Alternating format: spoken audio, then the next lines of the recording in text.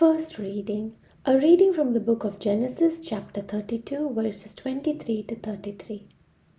In the course of the night, Jacob arose, took his 2 wives, with the 2 maidservants, and his 11 children, and crossed the ford of the Jabbok.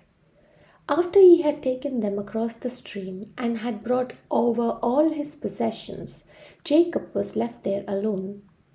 Then some man wrestled with him until the break of dawn. When the man saw that he could not prevail over him, he struck Jacob's hip at its socket, so that the hip socket was wrenched as they wrestled. The man then said, "Let me go, for it is daybreak." But Jacob said, "I will not let you go until you bless me."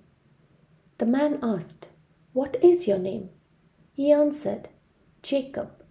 Then the man said, "You shall no longer be spoken of as Jacob, but as Israel, because you have contended with divine and human beings and have prevailed."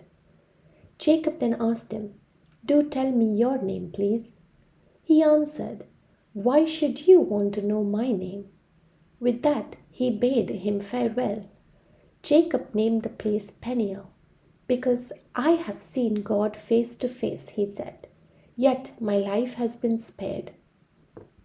At sunrise, as he left Peniel, Jacob limped along because of his hip. That is why, to this day, the children of Israel do not eat the sciatic muscle that is on the hip socket, inasmuch as Jacob's hip socket was struck at the sciatic muscle. This is the word of the Lord.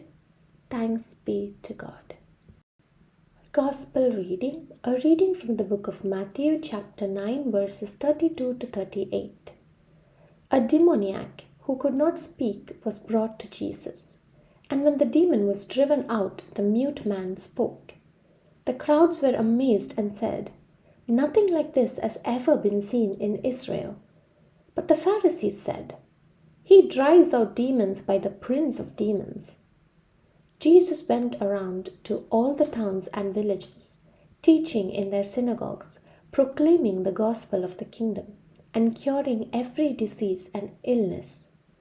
At the sight of the crowds, his heart was moved with pity for them, because they were troubled and abandoned, like sheep without a shepherd. Then he said to his disciples, "The harvest is abundant, but the laborers are few. So ask the master of the harvest to send out laborers for his harvest." The Gospel of the Lord. Praise be to you, Lord Jesus Christ.